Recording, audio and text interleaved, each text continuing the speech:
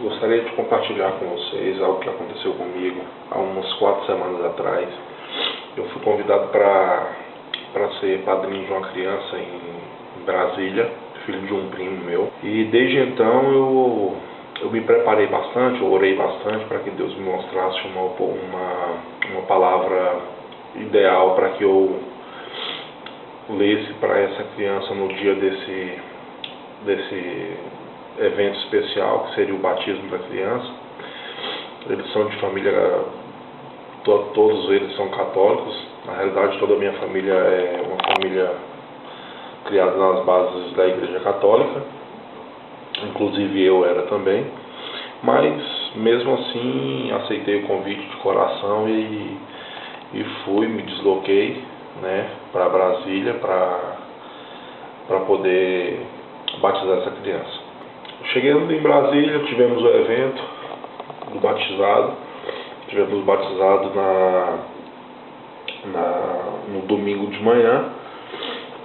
E eu havia preparado uma oração para ler para essa criança.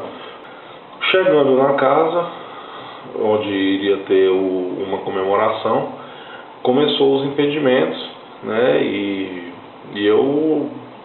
acabou Deus me mostrando que aquilo ali era algo espiritual, era realmente o inimigo tentando atrapalhar aquele momento, porque era exatamente aquele dia onde estaria sendo entregue e consagrado a Deus aquela criança. Então eu acabei, né, entrando numa pequena discussão com a minha mãe e finalizamos e em seguida começou uma briga na festa dos dois irmãos, que era do meu compadre e da irmã dele, e inclusive envolvendo a criança.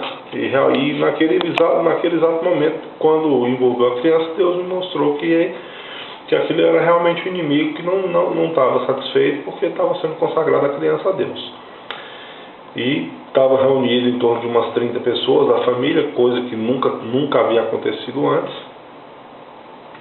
Então, durante o decorrer dessa briga, dessa discussão, eu acabei pegando o meu compadre e pedi para que ele saísse comigo, né, para a gente conversar. E com muita dificuldade eu consegui tirá-lo de lá. Ele estava muito alterado. Então o meu irmão foi conosco também, saímos nós 3. E aí, entrando no carro, ele começou a despejar, né? Ele totalmente revoltado e começou a falar e gritar e xingar. E eu fiquei calado, ouvi tudo que ele tinha para dizer. E como Deus já tinha me mostrado o que era, eu acabei dizendo para ele o seguinte: falei, olha, a única coisa que eu tenho para te dizer é que isso é o inimigo que não está feliz, porque hoje você está consagrando seu filho a Deus e ele não está feliz por isso. E ele está tentando impedir esse momento, está tentando atrapalhar esse momento. Então eu convidei para que nós voltássemos e fizéssemos lá uma oração para a gente repreender e quebrar isso. Chegando na casa novamente, eu encontrei todo mundo de coração completamente fechado. Eu encontrei primeiramente essa minha prima, que é a que brigou com o meu primo, com o meu compadre, e falei com ela: Cristina, nós vamos reunir todo mundo aqui para a gente fazer uma oração. E ela olhou para mim e disse o seguinte, apontou o dedo na minha cara e falou assim: nem toca no meu nome, eu não gosto dessas coisas. Eu falei: bom, tudo bem, já que você está aqui, ouve a oração, né? E fui procurar a minha comadre, esposa do meu primo, que era evangélica. Pensei, bom, ela certamente vai aceitar o meu convite, né, de fazer uma oração. Cheguei, convidei, ela disse que não ia, porque estava dando comida para o neném e não ia sair, não ia fazer oração. Então eu vi que realmente eu estava sozinho naquela parada, era eu e Deus, e o meu irmão que estava atrás de mim me dando apoio. Aí eu convidei a minha mãe, embora seja católica, mas é uma mulher de muita oração, convidei ela pra gente fazer uma oração, ela falou que eu estava ficando maluco, né? Para eu largar de besteira, porque era um momento que estava todo mundo nervoso e que não era hora de fazer oração. Então eu falei com ela que tomasse vergonha, porque ela era dia e noite na igreja, então o que adiantava? Aí ela caiu na real, caiu a ficha e aceitou o convite e começou a me ajudar, né? Vamos reunir todo mundo para fazer uma oração. E diante disso, nós tivemos uma dificuldade muito grande de reunir todo mundo. Reunimos ali, acabou em torno de uns 40 minutos ali que nós fomos conseguir reunir todo mundo para fazer essa oração. Momento esse que iniciamos com uma música, né? E Deus havia me mostrado o Salmo 8, que era o Salmo da criança, para que eu lesse. Terminada a música, eu li o Salmo, né? Falei do que se tratava o Salmo, li o Salmo, e quando eu terminei de ler o Salmo, eu falei pessoal que agora nós íamos orar, e eu iniciei a oração, né? Quando eu levantei as mãos para o céu e disse: grandioso Deus, a minha prima que foi a primeira que eu encontrei, que falou para mim, eu não gosto dessas coisas, foi a primeira a ser totalmente tomada pela força e o poder do Espírito Santo naquele momento. Ela caiu em choro, em prantos de choro naquele momento.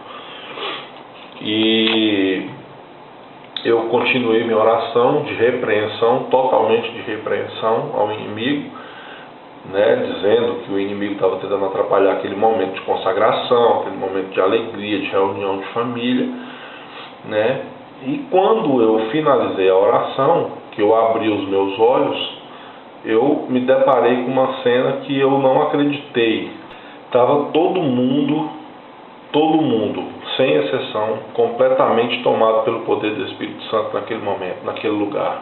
Todo mundo em prantos de choro, totalmente emocionados. E o meu primo, diante disso, pediu para falar, para se pronunciar, e ele agradeceu, pediu, né, me agradeceu dizendo que realmente eu teria sido a pessoa escolhida para ser o padrinho do filho dele, que não podia ser outra pessoa. E diante disso ele se arrependeu de tudo que ele fez, pediu perdão para a irmã, e os dois se abraçaram em prantos de choro e se perdoaram, glória a Deus por isso.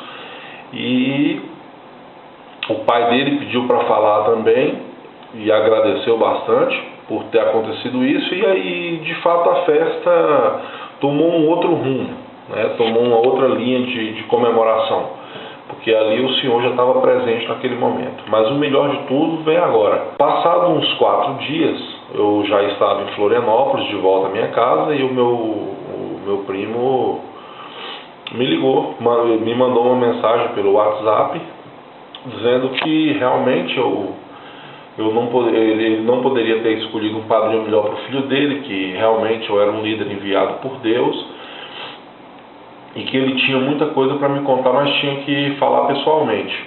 E eu, né, respondi a mensagem dele. Passado mais um dia ele mandou uma outra mensagem, né, dizendo que tudo que eu falei de Deus para ele ouviu, né, e que realmente hoje ele entende